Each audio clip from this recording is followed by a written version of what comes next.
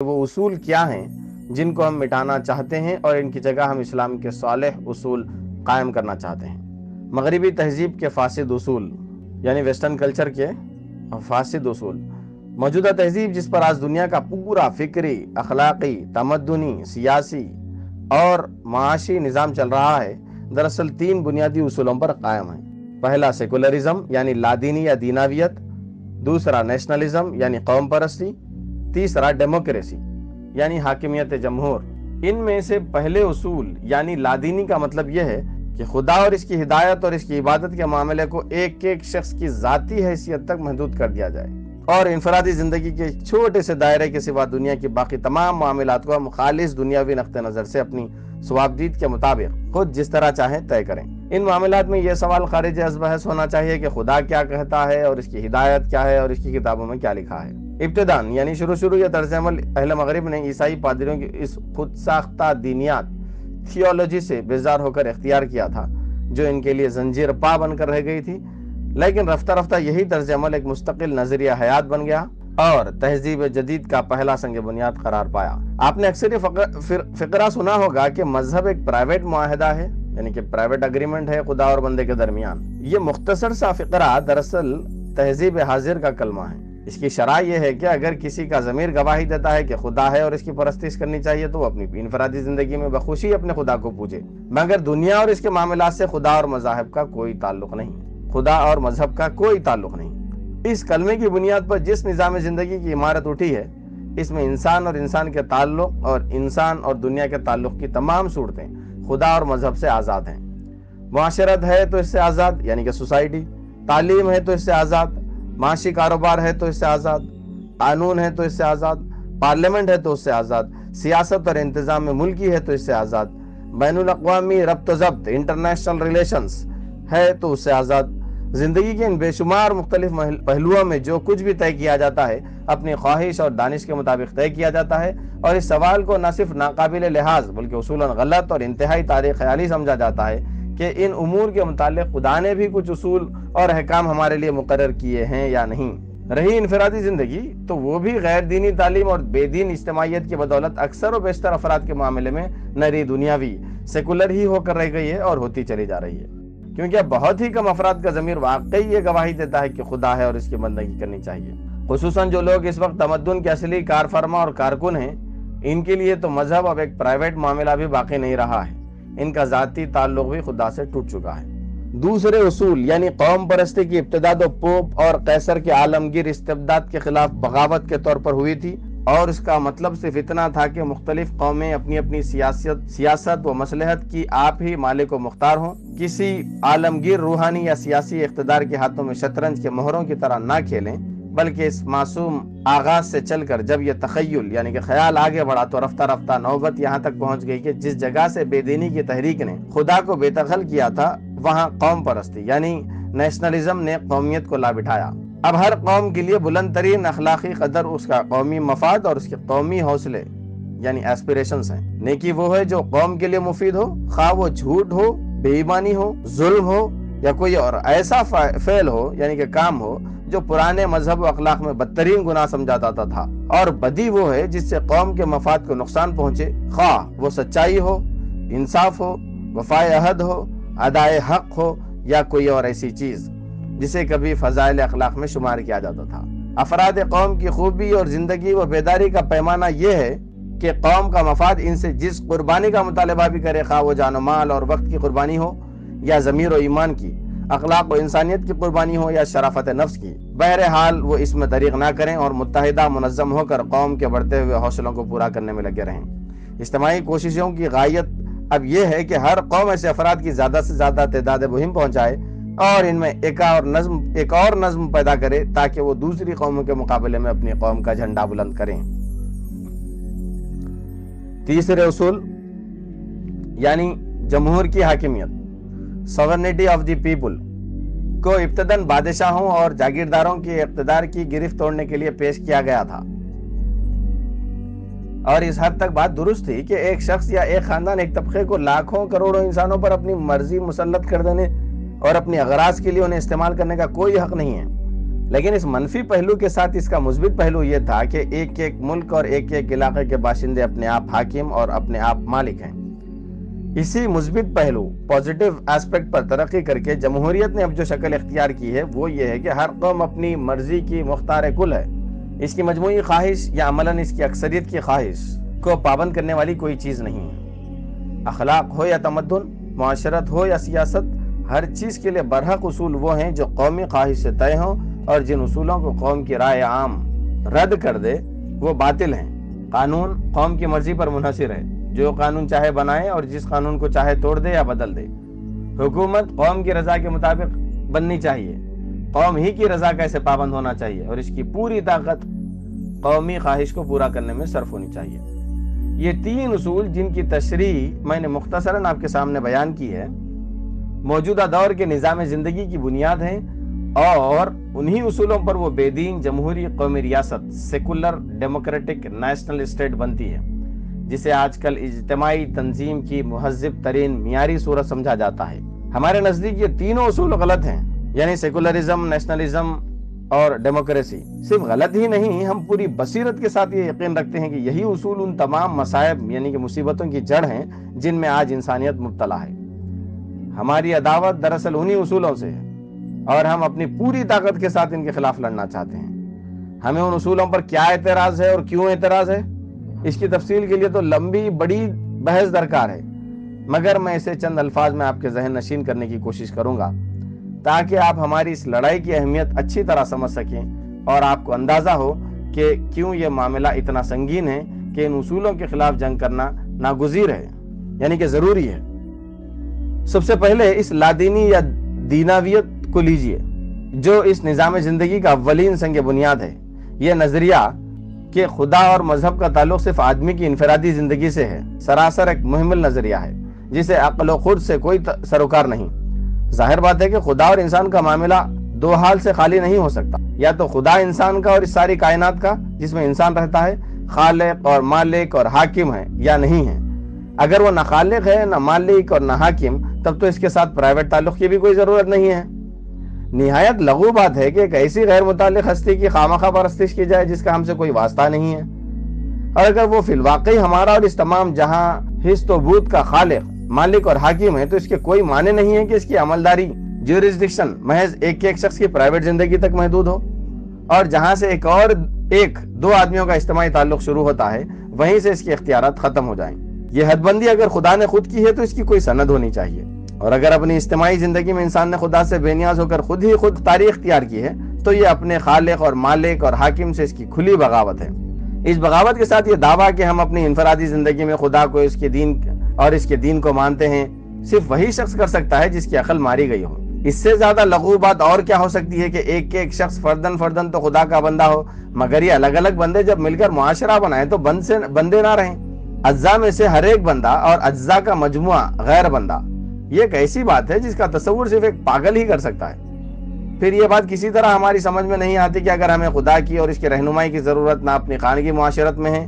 نہ محلے اور شہر میں، نہ مدرسے اور کالج میں، نہ منڈی اور بازار میں، نہ پارلیمنٹ اور گورنمنٹ ہاؤس میں، نہ ہائی کورٹ اور نہ سول سیکریٹریٹ میں، نہ چھاونی اور پولیس لائن میں، اور نہ میدان جنگ اور صلح کانفرنس میں، تو آخر اس کی ضرورت ہے کہاں؟ کیوں ایسے خدا کو مانا جائے اور اس کی خواہ پوجا پاٹ کی جائے جو یا تو اتنا بیکار ہے کہ زندگی کی کسی معاملے میں بھی ہماری رہنمائی نہیں کرتا، یا معاذ اللہ ایسا نادان ہے کہ کسی معاملے میں بھی اس کی کوئی ہدایت ہمیں معقول اور قابل عمل نظر نہیں آتی۔ یہ تو اس معاملے کا محض عقلی پہلو ہے۔ عملی پہلو سے دیکھیے تو اس کے نتائج بڑے ہی خوفناک ہیں۔ واقعہ یہ ہے کہ انسان کی زندگی جس معاملے کا تعلق بھی خدا سے ٹوٹتا ہے، اس کا تعلق شیطان سے جڑ جاتا ہے۔ انسان کی پرائیویٹ زندگی در حقیقت کسی چیز کا نام نہیں ہے۔ انسان ایک متمدن ہستی ہے اور اس کی پوری زندگی اصل میں اجتماعی زندگی ہے، یعنی کہ کلیکٹیو لائف۔ وہ پیدا ہی ایک ماں اور ایک باپ کے معاشرتی تعلق سے ہوتا ہے۔ دنیا میں آتے ہی وہ ایک خاندان میں آنکھیں کھولتا ہے، ہوش سنبھالتے ہی اس کو ایک سوسائٹی سے، ایک برادری سے، ایک بستی سے، ایک قوم سے، ایک نظام تمدن اور نظام معیشت و سیاست سے واسطہ پیش آتا ہے۔ یہ بے شمار روابط جو اس کو دوسرے انسانوں سے اور دوسرے انسانوں کو اس سے جوڑے ہوئے ہیں، انہی کی درستی پر ایک ایک انسان کی اور مجموعی طور پر تمام انسانوں کی فلاح و بہبود کا انحصار ہے۔ اور وہ صرف خدا ہی ہے جو انسانوں کو ان روابط کے لیے صحیح اور منصفانہ پائیدار اصول و حدود بتاتا ہے۔ جہاں انسان اس کی ہدایت سے بے نیاز ہو کر خود مختار بنا، پھر نہ تو کوئی مستقل اصول باقی رہتا ہے اور نہ انصاف اور راستی، اس لیے کہ خدا کی رہنمائی سے محروم ہو جانے کے بعد خواہش اور ناقص علم و تجربے کے سوا کوئی چیز ایسی باقی نہیں رہتی جس کی طرف انسان رہنمائی کے لیے رجوع کر سکے۔ اس کا نتیجہ یہ ہے کہ جس سوسائٹی کا نظام لادینی اور دنیاویت کے اصول پر چلتا ہے، اس میں خواہشات کی بنا پر روز اصول بنتے اور ٹوٹتے ہیں۔ آپ خود دیکھ رہے ہیں کہ انسانی تعلقات کے ایک ایک گوشے میں ظلم، بے انصافی، ایمانی اور آپس کی بے اعتمادی گھس گئی ہے۔ تمام انسانی معاملات پر انفرادی، طبقاتی، قومی اور نسلی خود غرضیاں مسلط ہو گئی ہیں۔ وہ انسانوں کے تعلق سے لے کر قوموں کے تعلق تک کوئی رابطہ ایسا نہیں رہا جس میں ٹیڑھ نہ آ گئی ہو۔ ہر ایک شخص نے، ہر ایک گروہ نے، ہر ایک طبقے نے، ہر ایک قوم اور ملک نے اپنے دائرہ اختیار میں جہاں تک بھی اس کا بس چلا ہے پوری خود غرضی کے ساتھ اپنے مطلب کے اصول اور قاعدے اور قانون بنا لیے ہیں، اور کوئی بھی اس کی پرواہ نہیں کرتا کہ دوسرے اشخاص، گروہوں، طبقوں اور قوموں پر اس کا کیا اثر پڑے گا۔ پرواہ کرنے والی صرف ایک ہی طاقت رہ گئی ہے اور وہ ہے جوتا۔ جہاں مقابلے میں جوتا یا جوتے کا اندیشہ ہوتا ہے، صرف وہیں اپنی حد سے زیادہ پھیلے ہوئے ہاتھ اور پاؤں سکڑ جاتے ہیں۔ مگر ظاہر ہے کہ جوتا کسی عالم اور منصف ہستی کا نام نہیں ہے، وہ تو ایک اندھی طاقت کا نام ہے، اس لیے کہ اس کے زور سے کبھی توازن قائم نہیں ہوتا۔ جس کا جوتا زبردست ہوتا ہے وہ دوسروں کو صرف اتنا ہی نہیں سکیڑتا جتنا سکیڑنا چاہیے، بلکہ وہ خود اپنی حد سے زیادہ پھیلنے کی فکر میں لگ جاتا ہے۔ پس لادینی اور دنیاویت کا محاصل صرف یہ ہے کہ جو بھی اس طرز عمل کو اختیار کرے گا بے لگام، غیر ذمہ دار اور بندہ نفس ہو کر رہے گا، خواہ وہ ایک شخص ہو یا ایک گروہ یا ایک ملک اور قوم یا مجموعہ اقوام۔ قوم پرستی اور اس کی تباہ کاریاں۔ اب دوسرے اصول کو لیجئے۔ قوم پرستی کی جو تشریح ابھی تھوڑی دیر پہلے میں آپ کے سامنے کر چکا ہوں، یعنی کہ نیشنلزم، وہ اگر آپ کے ذہن میں تازہ ہے تو آپ خود سمجھ سکتے ہیں کہ کتنی بڑی لعنت ہے جو اس دور میں انسانیت پر مسلط ہوئی ہے۔ ہمارا اعتراض قومیت، نیشنلٹی پر نہیں ہے، کیونکہ وہ ایک فطری حقیقت ہے۔ ہم قومی خیرخواہی کے بھی مخالف نہیں ہیں، بشرطے کہ اس کے اندر دوسری قوموں کی بدخواہی شامل نہ ہو۔ ہمیں محبت پر کوئی اعتراض نہیں ہے، بشرطے کہ وہ قومی تعصب اور اپنی قوم کی بیجا پاسداری اور دوسروں سے نفرت کی حد تک جا نہ پہنچے۔ ہم قومی آزادی کو بھی صحیح سمجھتے ہیں، کیونکہ اپنے معاملات کو خود انجام دینا اور اپنے گھر کا آپ انتظام کرنا ہر قوم کا حق ہے، اور ایک قوم پر دوسری قوم کی حکومت درست نہیں ہے۔ دراصل جو چیز ہمارے نزدیک قابل اعتراض بلکہ قابل نفرت ہے، قوم پرستی، نیشنلزم ہے۔ اس قوم پرستی کی کوئی حقیقت اس کے سوا نہیں ہے کہ یہ قومی خود پرستی کا دوسرا نام ہے۔ اگر ایک سوسائٹی کے اندر اس شخص کا وجود ایک لعنت ہے جو اپنے نفس اور اپنی غرض کا بندہ ہو اور اپنے مفاد کے لیے سب کچھ کر گزرنے کے لیے تیار ہو، اگر ایک بستی کے اندر وہ خاندان ایک لعنت ہے جس کے افراد اپنے خاندانی مفاد کے اندھے پرستار ہوں اور جائز و ناجائز تمام ذرائع سے بس اپنا بھلا کرنے پر تلے ہوئے ہوں، اگر ایک ملک کے اندر وہ طبقہ ایک لعنت ہے جو اپنی طبقاتی خود غرضی میں اندھا ہو رہا ہو اور دوسروں کے بھلے برے کی پرواہ کیے بغیر صرف اپنے فائدے کے پیچھے پڑ جائے، مثلاً بلیک مارکیٹنگ کرنے والے، تو آخر انسانیت کے وسیع دائرے میں وہ خود غرض قوم ایک لعنت کیوں نہیں ہے جو اپنے قومی مفاد کو اپنا خدا بنا لے اور ہر جائز و ناجائز طریقے سے اس کی پوجا کرنے لگے؟ آپ کا ضمیر گواہی دے گا کہ تمام خود غرضیوں اور نفسانیتوں کی طرح یہ قومی خود غرضی و نفسانیت بھی یقیناً ایک لعنت ہے، مگر آپ دیکھ رہے ہیں کہ آج اس تہذیب جدید نے تمام قوموں کو اسی لعنت میں مبتلا کر دیا ہے، اور اس کی بدولت ساری دنیا ایسی قومی اکھاڑوں میں تبدیل ہو گئی ہے جن میں سے ہر اکھاڑے کی دوسرے اکھاڑے سے لاکھ ڈانٹ ہے، اور وہ عالمگیر دنگل ہو چکنے کے بعد بھی ابھی پسینہ بھی خوش نہیں ہوا ہے کہ تیسرے دنگل کے لیے ڈنٹر خم تازہ کیے جا رہے ہیں۔ مغربی جمہوریت کا فساد، یعنی کہ ڈیموکریسی، تیسرا اصول پہلے دونوں اصولوں کے ساتھ مل کر اس بلا کی تکمیل کر دیتا ہے۔ جیسا کہ میں ابھی عرض کر چکا ہوں، موجودہ تہذیب میں جمہوریت کے معنی ہیں جمہور کی حاکمیت،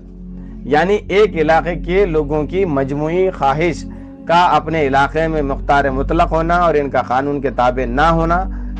بلکہ قانون کا ان کی خواہش کے تابع ہونا، اور حکومت کی غرض صرف یہ ہونا کہ اس کا نظم اور اس کی طاقت لوگوں کی اجتماعی خواہشات کو پورا کرنے کے کام آئے۔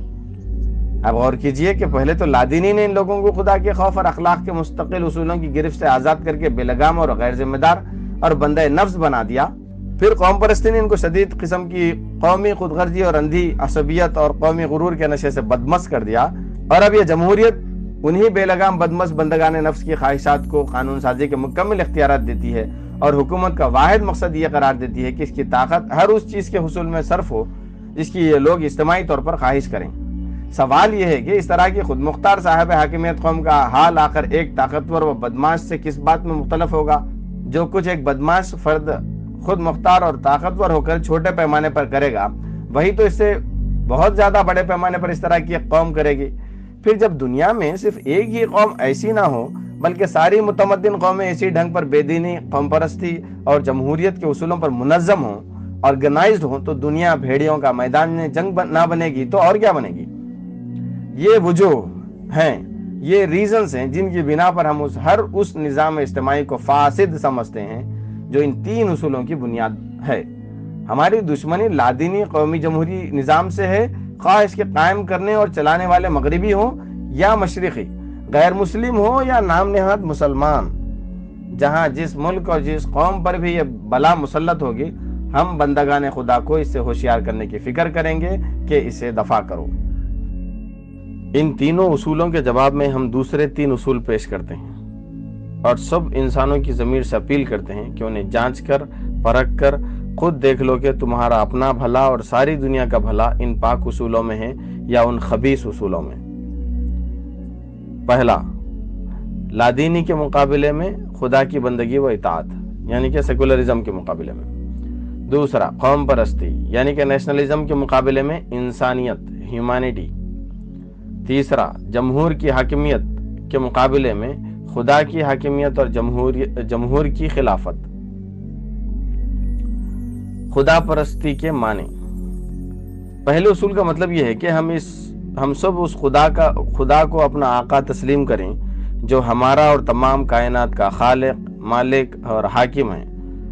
ہم اس سے آزاد اور بے نیاز بن کر نہیں بلکہ اس کے تابع، فرمان اور اس کے رہنمائی کے پیرو بن کر زندگی بسر کریں۔ ہم صرف اس کی پوجا ہی نہ کریں بلکہ اس کی اطاعت اور بندگی بھی کریں۔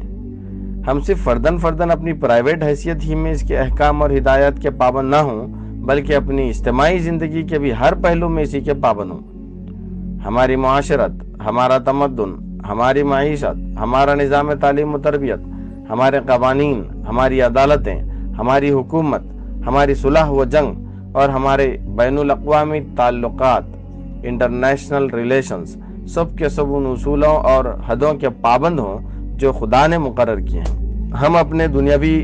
معاملات کو طے کرنے میں بالکل آزاد ہوں بلکہ ہماری آزادی ان سرحدوں کے اندر محدود ہو جو خدا کے مقرر کیے ہوئے اصول اور حدود نے کھینچ دی ہیں۔ یہ اصول اور حدود ہر حال میں ہمارے اختیارات سے بالاتر ہیں۔ انسانیت کا مطلب، دوسرے اصول کا مطلب یہ ہے کہ خدا پرستی کی بنیاد پر جو نظام زندگی بنے اس میں قوم، نسل، وطن، رنگ اور زبان کے فرق و امتیاز کی بنا پر کسی قسم کے تعصبات اور خود غرضیاں راہ نہ پائیں۔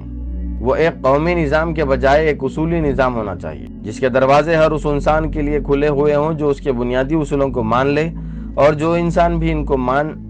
جائے وہ بغیر کسی امتیاز کے پورے مساویانہ حقوق کے ساتھ اس میں شریک ہو سکے۔ اس نظام میں شہریت یعنی کہ سٹیزن شپ کی بنیاد پیدائش اور نسل و وطن پر نہ رکھی جائے بلکہ صرف اصول پر رکھی جائے۔ رہے وہ لوگ جو ان اصولوں پر مطمئن نہ ہوں یا کسی وجہ سے ان کو ماننے کے لیے تیار نہ ہوں تو ان کو مٹانے اور دبانے اور ہضم کرنے کی کوشش نہ ہو بلکہ وہ متعین حقوق کے ساتھ اس نظام کی حفاظت، پروٹیکشن میں رہیں، اور ان کے لیے ہر وقت یہ موقع کھلا رہے کہ جب بھی ان اصولوں کی صحت و درستی پر ان کا اطمینان ہو جائے وہ برابر کے حقوق کے ساتھ اپنی آزادانہ مرضی سے اس نظام کے شہری بن سکیں۔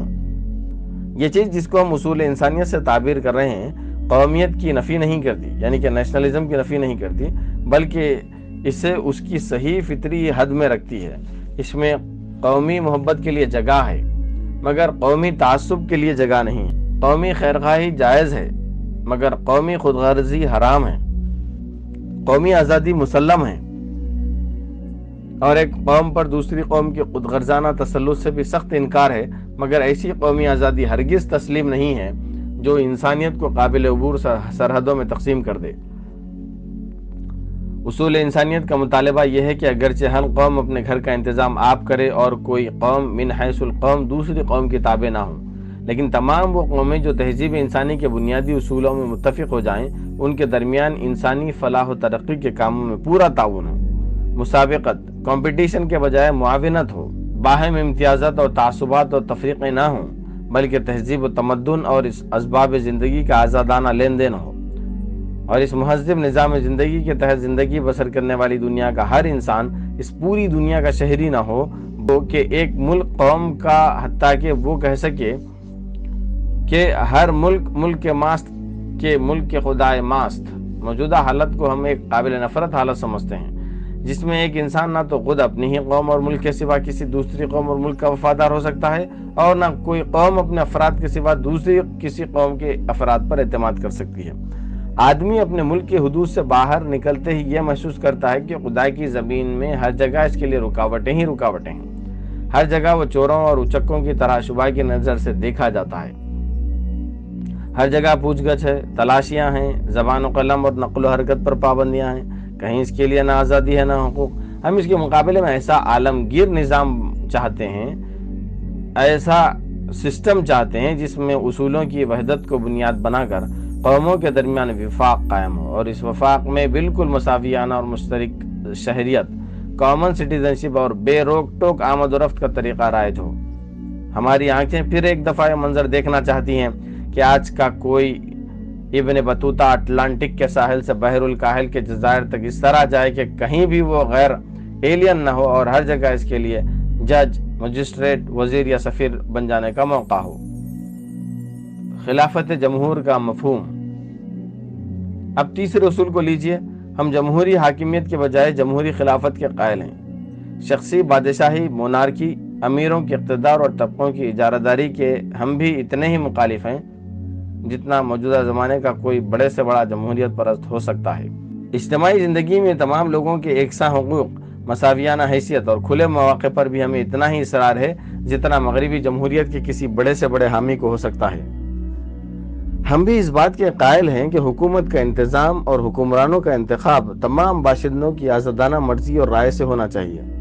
ہم بھی اس نظام زندگی کے سخت مخالف ہیں جس میں لوگوں کے لیے اظہار رائے کی آزادی اور صحیح عمل کی آزادی نہ ہو، یا جس میں پیدائش اور نسل اور طبقات کی بنا پر بعض لوگوں کے لیے مخصوص حقوق اور بعض دوسرے لوگوں کے لیے مخصوص رکاوٹیں ہوں۔ یہ امور جو جمہوریت کا اصل جوہر ایسنس ہے، ان میں ہماری جمہوریت اور مغربی جمہوریت کے درمیان کوئی اختلاف نہیں ہے۔ ان میں سے کوئی چیز بھی ایسی نہیں ہے جو اہل مغرب نے ہمیں سکھائی ہو۔ ہم اس جمہوریت کو اس وقت سے جانتے ہیں اور دنیا کو اس کا بہترین عملی نمونہ دکھا چکے ہیں، جبکہ مغربی جمہوریت پرستوں کی پیدائش میں ابھی سینکڑوں برس کی دیر تھی۔ دراصل ہمیں اس نوخیز جمہوریت سے جس چیز میں اختلاف اور نہایت سخت اختلاف ہے وہ یہ ہے کہ یہ جمہور کے مطلق العنان بادشاہی کا اصول پیش کرتی ہے، اور ہم اس کو حقیقت کے اعتبار سے غلط اور نتائج کے اعتبار سے تباہ کن سمجھتے ہیں۔ حقیقت یہ ہے کہ بادشاہی سوورنٹی صرف اس کا حق ہے جس نے لوگوں کو پیدا کیا ہے، جو ان کی پرورش اور بالادگی کا سامان کر رہا ہے، جس کے سہارے پر ان کی اور ساری دنیا کی ہستی قائم ہے، اور جس کے زبردست قانون کی گرفت میں کائنات کی ایک چیز جکڑی ہوئی ہے۔ اس کی واقعی اور حقیقی بادشاہی کے اندر جس بادشاہ کا بھی دعویٰ کیا جائے گا، خواہ ایک شخص اور خاندان کی بادشاہی ہو یا ایک قوم اور اس کے عوام کی، بہرحال وہ غلط فہمی کے سوا کچھ نہ ہوگا، اور اس غلط فہمی کی چوٹ کائنات کے اصل بادشاہ پر نہیں بلکہ اس احمق مدعی پر پڑے گی جس نے اپنی قدر خود نہ پہچانی۔ اس حقیقت کی موجودگی میں صحیح بھی یہی ہے، اور نتائج کے اعتبار سے انسان کی بھلائی بھی اسی میں ہے کہ خدا کو حاکم مان کر انسانی زندگی کا نظام حکومت خلافت و نیابت کے نظریے پر بنایا جائے۔ یہ خلافت بلا شبہ جمہوری ہونی چاہیے۔ جمہور کی رائے ہی سے حکومت کے امیر یا ناظم اعلیٰ کا انتخاب ہونا چاہیے، انہی کی رائے سے اہل شورا منتخب ہونے چاہیے، انہی کے مشورے سے حکومت کے سارے انتظامات چلنے چاہیے، ان کو تنقید و احتساب کا کھلا حق ہونا چاہیے، لیکن یہ سب کچھ اس احساس و شعور کے ساتھ ہونا چاہیے کہ ملک کا خدا ہے،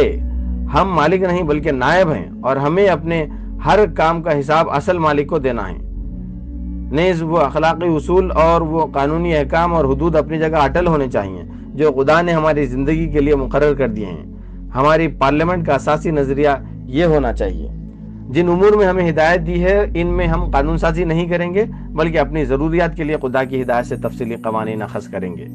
اور جن امور میں خدا نے ہدایت نہیں دی ہیں ان میں ہم یہ سمجھیں گے کہ خدا نے خود ہی ہم کو آزادی عمل بخشی ہے، اس لیے صرف انہی امور میں ہم باہمی مشورے سے قوانین بنائیں گے، مگر یہ قوانین لازماً اس مجموعی سانچے کی مزاج سے مطابقت رکھنے والے ہوں گے جو خدا کی اصولی ہدایت نے ہمارے لیے بنا دیا ہے۔ پھر یہ ضروری ہے کہ اس پورے نظام تمدن و سیاست کی کار فرمائی اور اس کا انتظام اور ان کے لوگوں کے سپرد ہو جو خدا سے ڈرنے والے، کی اطاعت کرنے والے اور ہر کام میں اس کی رضا چاہنے والے ہوں، جن کی زندگی گواہ ہو کہ وہ خدا کے حضور اپنی پیشی اور جواب دہی کا یقین رکھتے ہیں، جن کی پبلک پرائیویٹ دونوں قسم کی زندگیوں سے یہ شہادت ملے کہ وہ بے لگام گھوڑے کی طرح نہیں ہیں جو ہر کھیت میں چڑھتا اور ہر حد کو پھاندتا پھرتا ہو، بلکہ ایک الہی ضابطے کی رسی سے بندھے ہوئے ایک خدا پرستی کے کھونٹے سے مربوط ہیں، اور ان کی ساری چلت پھرت اسی حد تک محدود ہے جہاں تک وہ رسی انہیں جانے دیتی ہے۔ حضرات، یہ تین اصول جن کی بہت ہی مختصر تشریح میں آپ کے سامنے پیش کی ہے، موجودہ تہذیب کی قوم پرستانہ لادینی جمہوری حاکمیت کے مقابلے میں ایک خدا پرستانہ انسانی جمہوری خلافت قائم کرنا چاہتے ہیں، اور اسی کا قیام ہمارا نصب العین ہے۔ یہ بات تو آپ بیک نظر معلوم کر سکتے ہیں کہ ان دونوں نظاموں کے درمیان کیا اختلاف ہے۔ اب یہ فیصلہ آپ کے اپنے ضمیر پر منحصر ہے کہ ان میں سے کون بہتر ہے، کس میں آپ کی فلاح ہے، کس کے قیام کا آپ کو خواہش مند ہونا چاہیے اور کس کے قائم کرنے اور قائم رکھنے میں آپ کی قوتیں صرف ہونی چاہیے۔